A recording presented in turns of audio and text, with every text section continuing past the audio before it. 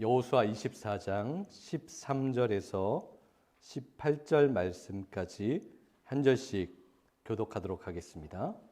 제가 13절 말씀을 먼저 읽습니다. 내가 또 너희가 수고하지 아니한 땅과 너희가 건설하지 아니한 성읍들을 너희에게 주었노니 너희가 그 가운데 거주하며 너희는 또 너희가 심지 아니한 포도원과 감람원의 열매를 먹는다 하셨느니라. 그러므로 이제는 여호와를 경외하며 온전함과 진실함으로 의롭으리라. 너희의 조상들이 강 저쪽과 애굽에서 섬기던 신들을 치워버리고 여호와만 섬기라.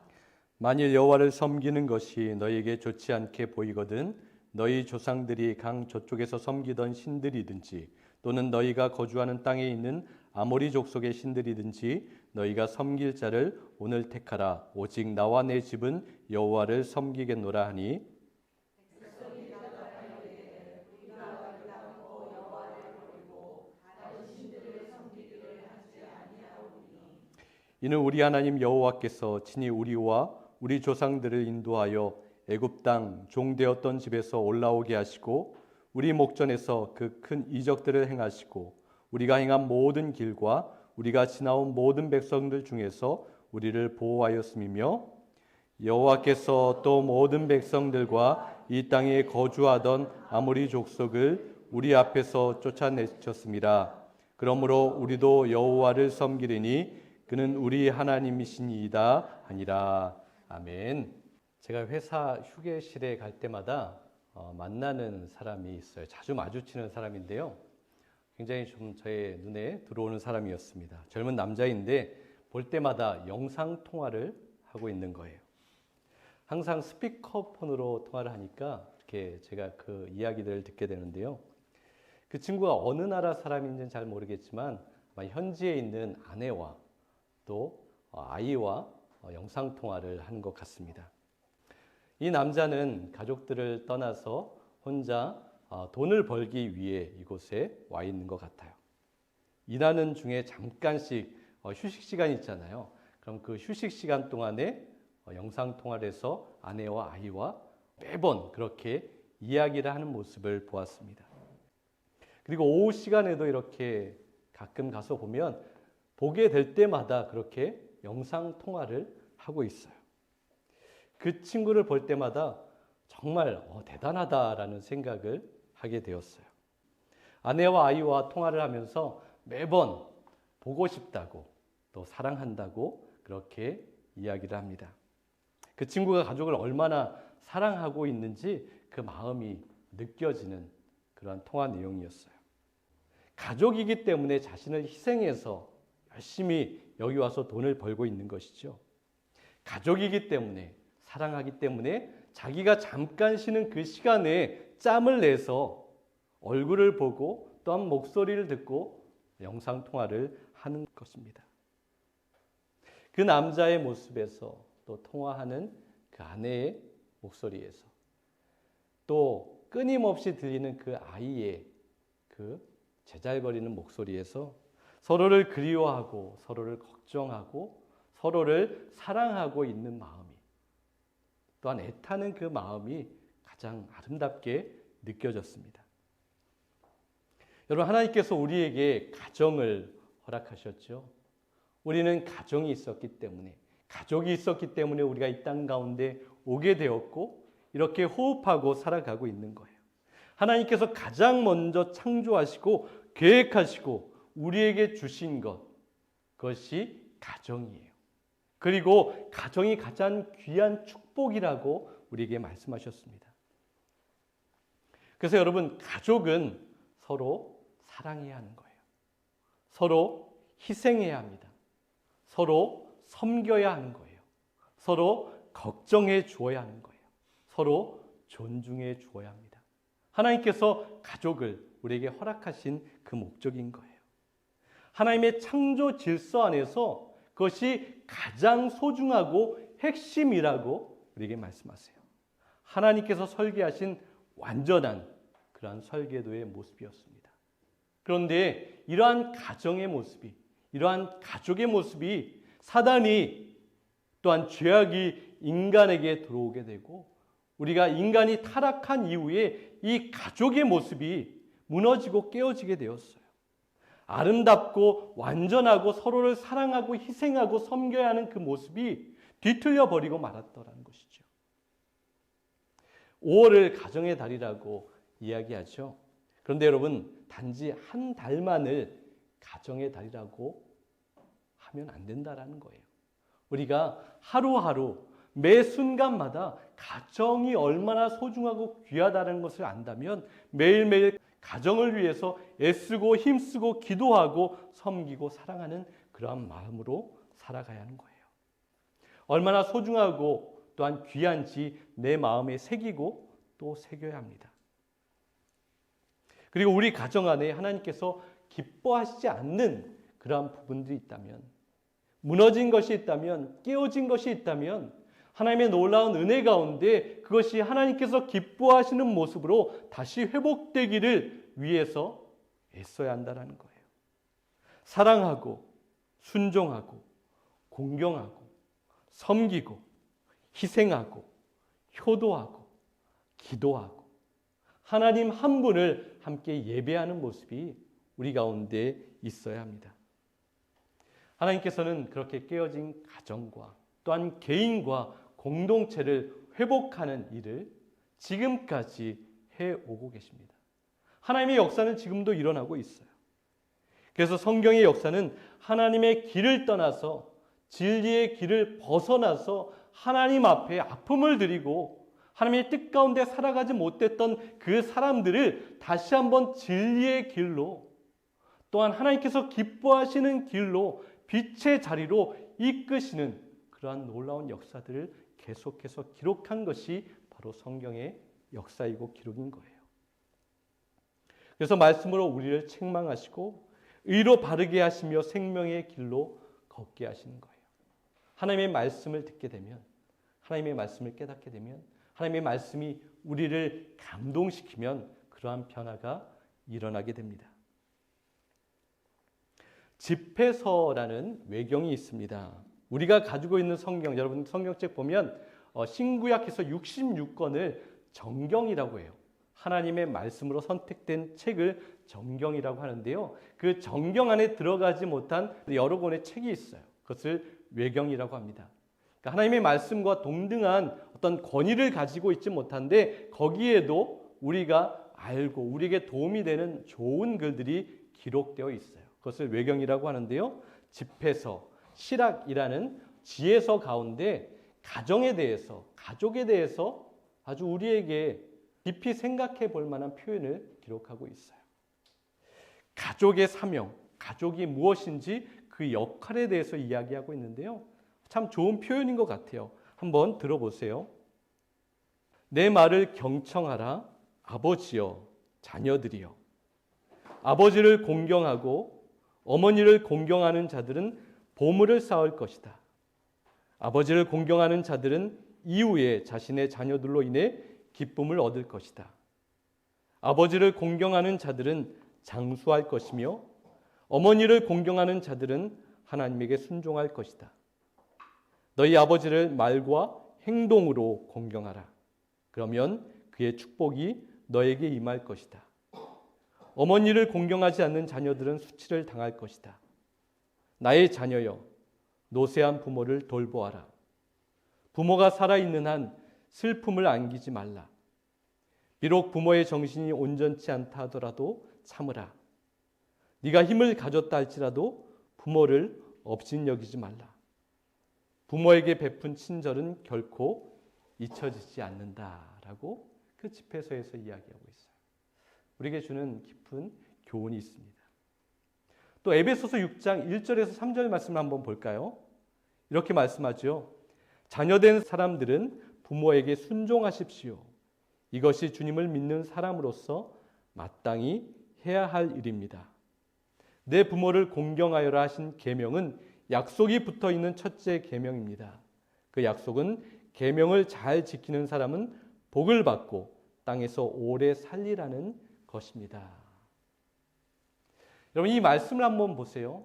이 말씀에는 전제 조건이 기록되어 있지 않아요. 부모님이 잘 해주셨다라면, 부모님이 모든 필요를 채워주셨더라면, 부모님이 나를 사랑하셨다라면, 부모님이 선하고 좋은 분이셨다라면 그 어떠한 전제 조건도 이 말씀 가운데 존재하지 않아요.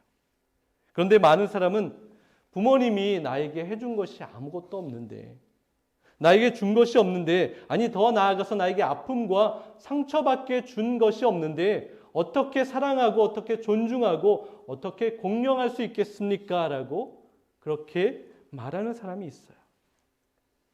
그런데 여러분, 하나님의 말씀, 주님의 말씀은 확고합니다. 믿는 사람으로서 마땅히 해야 할 일이라고 말씀하고 있어요. 어떠한 전제 조건이 이루어질 때 하는 것이 아니라 그 모든 것이 다 없을지라도 부모에게는, 믿음의 사람은 그렇게 해야 한다라고 우리에게 말씀하세요. 부모님도 실수하실 수 있습니다. 부모도 부족한 부분이 많이 있을 수 있어요. 우리에게 상처 주고 아프게 할 때가 분명 있습니다. 그러나 그 어떤 이유도 순종하라는 하나님의 말씀 앞에서 어떠한 토를 달지 못한다라고 말씀하고 있어요. 공경하고 섬기고 존중하는 것, 그것이 마땅히 믿는 자들의 할 일이라고 선포하십니다. 신명기 27장 16절 말씀을 보세요. 아버지와 어머니를 업신여기는 자는 저주를 받는다 하면 모든 백성은 아멘 하십시오라고 기록합니다. 여기 업신여기다는 원문의 의미를 보면 흔하게 여기다, 평범하게 생각하다라는 거예요. 우리가 부모님을 그냥 평범하게 생각하는 것조차도 죄악이라는 거예요.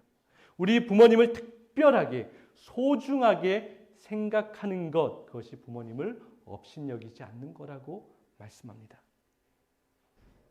여러분, 노아의 이야기를 잘 알고 있죠. 우리가 노아 홍수 가운데 일어난 이야기를 우리 어렸을 때부터 주일학교를 다니셨던 분들은 많이 듣고 배웠을 텐데요. 노아가 홍수 이후에, 홍수가 끝나고 난 다음에 다시 땅에 정착해서 농사를 짓게 되죠.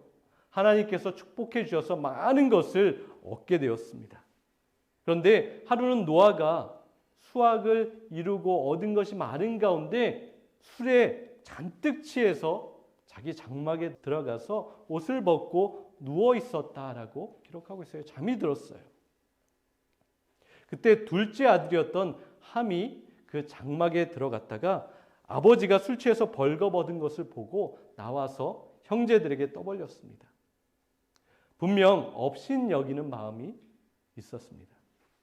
그때 다른 형제 셈과 야벳은 어떻게 하죠?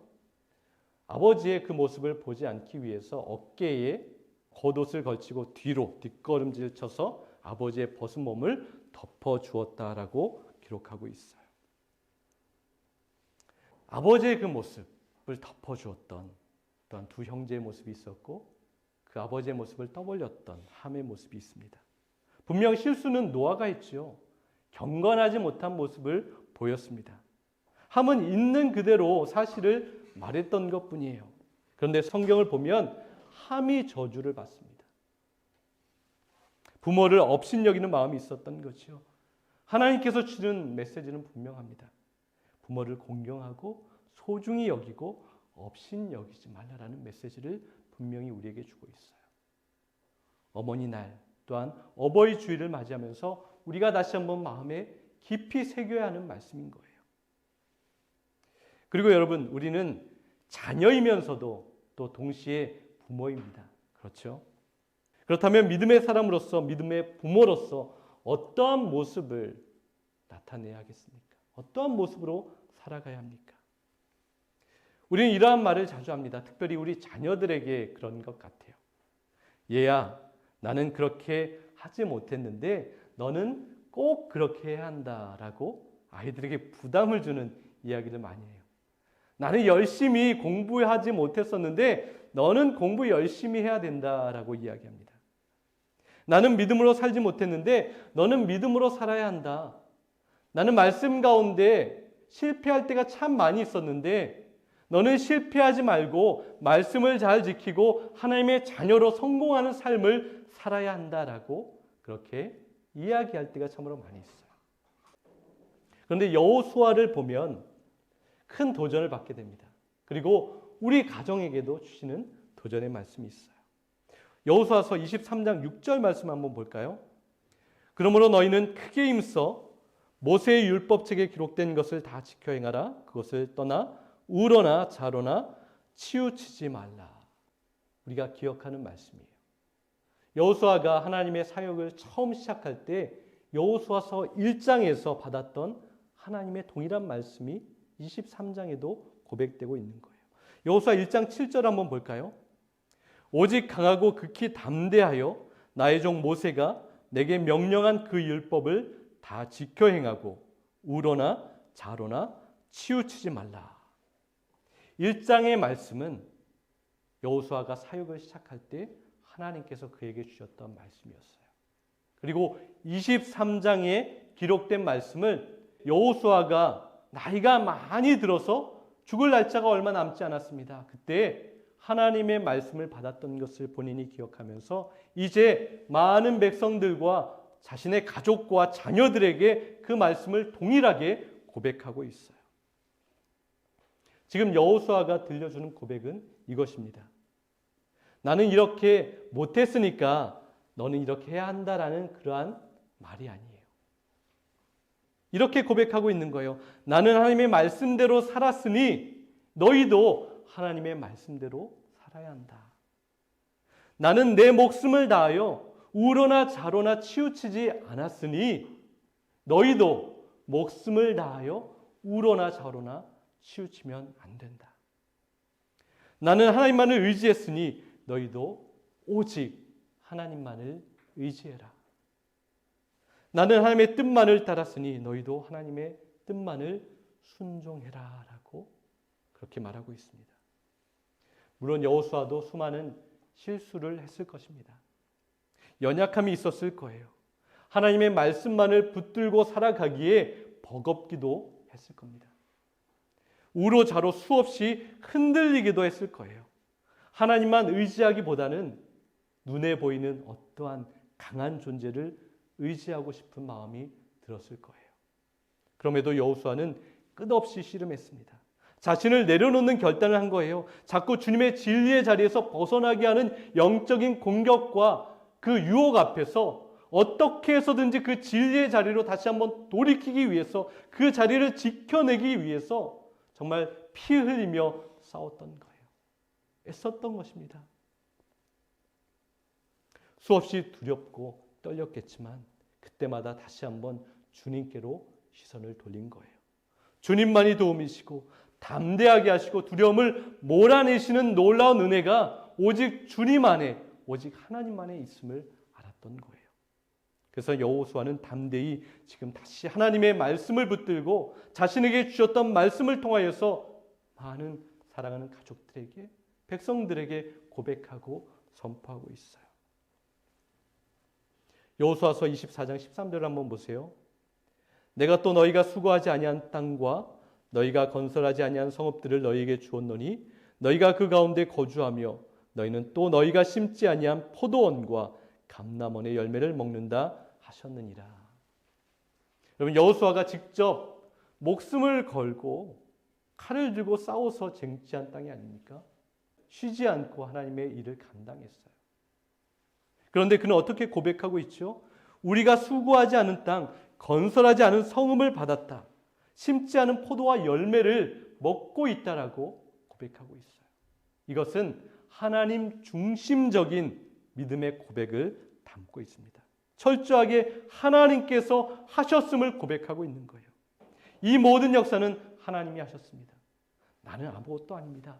내가 이룬 것은 너무나도 적습니다. 모든 것을 하나님께서 싸워서 이기게 하셨고 하나님께서 얻게 하셨고 이 모든 것을 누리게 하셨습니다. 라고 그런 믿음의 고백을 하고 있어요. 14절을 한번 보세요. 그러므로 이제는 여호와를 경외하며 온전함과 진실함으로 그를 섬기라. 너희는 조상들이 강 저쪽과 애굽에서 섬기던 신들을 치워버리고 여호와만 섬기라. 하나님만 섬기라. 하나님만 예배하라 라고 말하고 있어요.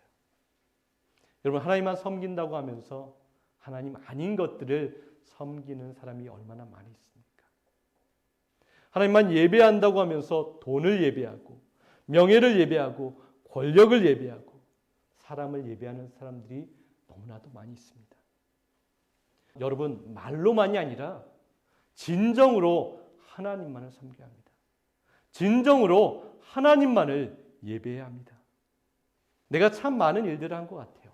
돌이켜보면 내가 이 일도 하고 내가 희생하면서 정말 저 일도 하고 정말 열심히 애썼던 것들이 너무나 많은 것 같아요. 그리고 내가 많은 일들을 이루어내었던 것 같아요. 하나님의 일, 교회 일까지도 말입니다. 내가 헌신하여서 하나님의 교회를 세웠다. 하나님의 일을 감당하였다라는 생각이 들 때가 있습니다. 그런데 여러분, 정말 그렇습니까? 내가 한 것은 아무것도 없는 거예요. 하나님께서 저와 여러분을 통하여서 일하신 거예요. 우리를 사용하셔서 하나님의 일이 나타나게 하셨습니다. 우리를 도구로 사용하여 주셨어요. 그것도 영광이지요. 우리 빛의 교회가 세워진 것도, 우리가 이곳에서 예배하는 것도, 한 명 한 명 주님의 사람을, 영혼들을 보내주시는 것도, 우리가 자녀들과 함께 이렇게 예배하고 찬양하고 기도하는 것도 하나님께서 은혜를 주셨기 때문에 그렇습니다. 그리고 우리가 앞으로 할 모든 일들도 우리가 큰 일을 하게 될 수도 있습니다. 그러나 그것이 나의 힘과 나의 능력과 우리의 가진 것으로 하는 것이 아니라 그 모든 것들도 하나님께서 이루시는 거예요. 하나님께서 역사하시는 것이고 하나님께서 나타나시는 것입니다. 단지 내가 열심히 일해서 내가 노력해서 이루어졌다라고 하면 하나님 앞에 감사하지 않아요. 하나님 앞에 영광을 올려드리지 않게 되는 거예요. 그렇기 때문에 우리는 더 담대할 수 있습니다. 두려워하거나 걱정하지 않아도 됩니다. 때로 우리가 너무나 작기 때문에, 가진 것이 없기 때문에 그것이 나를 힘들게 할 때가 많이 있어요. 흔들릴 때가 많이 있어요. 그러나 오직 하나님께서 모든 일을 이루시고 우리를 도우시고 우리와 함께 하신다는 것을 안다면 우리는 두려워할 것이 없어요. 우리는 떨지 않아도 됩니다. 우리는 걱정하지 않아도 돼요. 나를 의지하지 않고 하나님을 의지하기 때문에 그렇습니다. 우리가 하나님을 바라보면, 하나님을 도우심으로 삼으면 담대할 수 있습니다. 두려워하지 않을 수 있어요. 기뻐할 수 있습니다. 여호수아의 담대한 고백을 보세요. 하나님과 날마다 동행하며 살아갔던 사람만이 할 수 있는 고백을 하고 있어요. 15절과 16절입니다. 너희가 섬길 자를 오늘 택하라. 오직 나와 내 집은 여호와만을 섬기겠노라. 백성이 대답하여 이르되 우리가 결단코 여호와를 버리고 다른 신들을 섬기지 않겠습니다. 여러분, 여호와만을 섬기겠다라는 고백이 무엇일까요? 하나님의 말씀만 듣겠다는 거예요. 하나님의 말씀에만 따라 순종하겠다라는 고백입니다. 때로 하나님께서 아픔과 고난을 주신다 할지라도, 때로 하나님께서 기도에 응답하시지 않는다 해도, 때로 하나님께서 침묵하시고 아무것도 보여주지 않으신다 해도 나는 하나님을 끝까지 신뢰하겠습니다. 하나님을 의지하겠습니다. 하나님을 100% 믿겠습니다. 라는 고백이 오직 하나님을 섬기겠다라는 고백 가운데 들어있는 거예요. 우리는 모든 것이 다 잘 이루어질 때는 하나님을 섬기지만 반대로 많은 어려움이 있을 때는 하나님을 섬기지 못할 때가 많이 있어요. 그런데 여러분, 이것은 진정으로 하나님을 섬기는 것이 아닙니다. 세상 사람들이 볼 때 저 사람은 형통할 때이든지 어려움이 있을 때이든지 모든 것이 잘 될 때든지 하나님께서 그 길을 보여주지 않으실 때에도 어떻게 하나님을 저렇게 신뢰할 수 있지? 어떻게 하나님을 저렇게 섬길 수 있지? 그것을 보여주고 나타내는 것, 그것이 하나님을 진정 섬기는 거예요. 이렇게 믿음의 실제 삶을 보이는 여호수아와 그의 가족을 통하여서 주위의 모든 사람이 영향을 받게 된 것이죠. 선한 영향력을 끼치는 사람이 됩니다. 나만 하나님을 따르는 것이 아니라 함께 있는 모든 사람이 하나님을 동일한 마음으로 섬기게 합니다. 사도행전 10장에 보면 고넬료라는 믿음의 가정이 있어요. 고넬료와 온 가족이 함께 하나님을 믿고 섬겼던 가정이라고 기록합니다. 하나님께서 그 믿음의 가정을 칭찬하셨던 것이 있어요. 그것은 구제했다라는 거예요. 선행을 많이 행하였습니다. 그리고 하나님께 항상 기도했다. 그 가정을 그렇게 축복하고 칭찬하십니다. 이런 경건한 가정, 믿음의 가정은 균형을 이루는 모습이 나타난다라고 말씀하고 있어요. 다른 사람을 향한 선행과 하나님을 향한 뜨거운 기도가 아주 균형을 이루어서 나타납니다. 우리는 힘써서 도움이 필요한 누군가를 도와야 합니다. 그런데 기도 없이 하는 모든 선행은 그저 내 자랑으로만 끝날 때가 있어요. 내가 이렇게 선한 사람이구나, 거기에 멈출 수 있게 되는 거예요. 하나님을 바라보며 기도하지 않고 선행을 하면 그러한 결론에 이르게 됩니다. 하나님 앞에 뜨겁게 기도하고 하나님의 마음을 품고 하는 모든 선행과 구제는 나의 자랑을 드러내지 않고 겸손한 모습으로 살아가게 한다는 거예요. 믿음과 선행과 기도와 사랑과 말씀과 행함이 아름답게 나타나는 그 가정이 하나님 앞에 축복받고 칭찬듣는 가정입니다. 사랑하는 빛의 교회 여러분, 여호수아가 고백했죠.